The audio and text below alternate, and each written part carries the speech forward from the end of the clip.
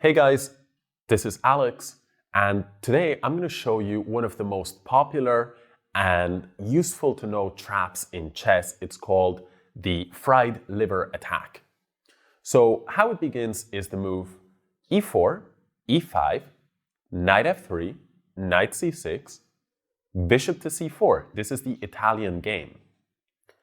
After the move knight f6, the two knights defense, White now plays knight g5 and attacks the pawn on f7. Black has a couple of ways of dealing with this, but by far the main option is to push the pawn to d5, fighting for the center and attacking the bishop. Now, the really great part about the fried liver attack trap is that when White captures on d5, Black should be careful not to capture back on d5. And of course, beginner players are falling for this trap all the time because knight takes d5 is the most natural move in the position. The problem is that after knight takes d5, we see that the knight is attacked once by the white bishop and defended only once by the black queen. The pawn on f7 is attacked once by the white knight and defended only once by the black king. And because of this, White can actually prey on these two relatively weak points and go for the sacrifice knight takes f7, forking the rook and the queen. Black has no choice but to take the knight. And now, although White is down a piece, we notice that this weak knight is now pinned against the exposed black king. The follow-up is queen to f3 check, attacking the knight and the king at the same time. Any other move but king e6 will result in White regaining his material, his sacrifice piece, with an extra pawn, the pawn that he won on f7. So Black must play king to e6. Now we are at the heart of the fried liver attack position, or to give it its original Italian name, the fegatello. By the way, the word fegatello in Italian refers to frying liver traditionally in a fire and frying it quite slowly. The reason for this name in chess is that, by analogy, the black king is put over the fire and White increases the heat on the enemy king slowly. This is the reason why it is called the fried liver attack, or its original name of fegatello. Let's now see how the first ever recorded game in the fried liver attack played out.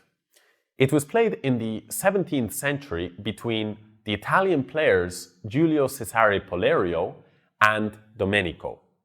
In this position, White played knight to c3, and now there are three pieces attacking the knight on d5. Black played a very natural move. He went knight to e7, defending the knight on d5. Now, White continued to offer material, in this case just a pawn, in order to try and open up as many lines as possible against the enemy king. Black did not dare to capture the pawn, because if he did so, then after the move queen e4 check, Black would be forced to either move his king away, which would cost him the knight, or to put his king in front of the knight on d5, and so at a minimum, White could recover his piece. Therefore, instead, Black defended the knight on d5. But his position was already lost. There are a few ways to continue here, but White continued with the natural move bishop to g5, pinning the defensive knight. Now that this knight cannot move, this knight feels a lot more vulnerable, and if this knight cannot move, then how is Black going to develop his kingside? On top of this, the black king is not feeling safe in the center of the board. Black played h6 to try and kick away this bishop, and White simply captured on e7. Bishop takes e7 was played, and now White castled queenside. The white rook is eyeing up the knight on d5 and even the queen on d8, and at any moment white can capture on e5 and increase the pressure against the pinned knight in the center of the board. On top of this, the e1 square is now free, so there are threats like bringing the final heavy piece into the game, and this would mean the end for black. Black played here rook to f8, attacking the queen. White went queen to e4, and black went after the pawn on f2. This was a big mistake. Black could not afford to be greedy capturing a pawn when he had far more serious problems with his king and his development. White played pawn takes e5 in order to open up lines of attack against the knight on d5. Black gave a check on g5, and white moved the king away. Now black tried to take away some pressure from the knight on d5, playing rook to d2. White simply ignored the move and played h4, striking at the bishop on g5. Now, black could not play bishop to e3, staying on this diagonal, because white can capture it, since knight takes queen is not an option, because the knight, we must never forget, is pinned. Therefore, in this position, black first took on d1, and after rook takes d1, he grabbed the pawn on h4.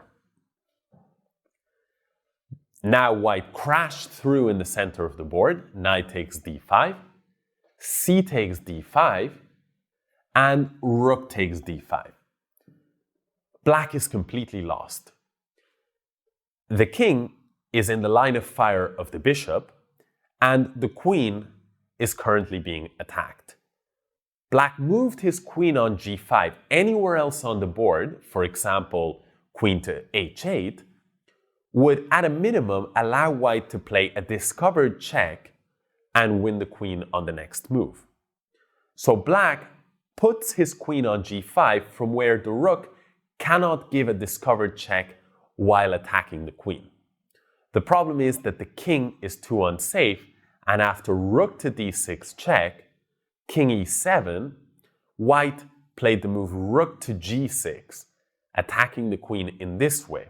Black had only one square that he could run to with his queen, but he felt the position was so hopeless that he immediately resigned. Let's just quickly show how the game might have played out if black had chosen to play queen to d2 and save his queen. White would capture on g7 with check. Black would step back to e8. If, for example, king d8, the bishop would fall with check. After king to e8, black would give another check and king to d7. Here, white would check on b5, and if black steps back into the center, mate will follow quickly with all of the white pieces, so black may try to run to the queen side. Now, queen c4 check. If king to b8, either rook takes bishop or queen takes bishop is checkmate, while if king to b6, then rook g6 check. Black can slow down the checkmating attack by sacrificing his bishop, either the dark squared bishop or the light squared bishop, but eventually he will be forced to bring his king to a5, and from here queen a4 would deliver checkmate. So really, this game was the first recorded game in the Fegatello or the fried liver attack, and it truly makes one understand how the opening got its name. The black king was brought out from e8 to f7 via that piece sacrifice, which marked the start of the fried liver attack, and by the end of this particular variation, we would see that had black not resigned, the black king would likely have ended up getting checkmated all the way over on the queen side. That's it from me for this trap. The fried liver attack is one of the absolute most important traps to be familiar with in chess. So if you didn't know it, then I'm glad that now you do.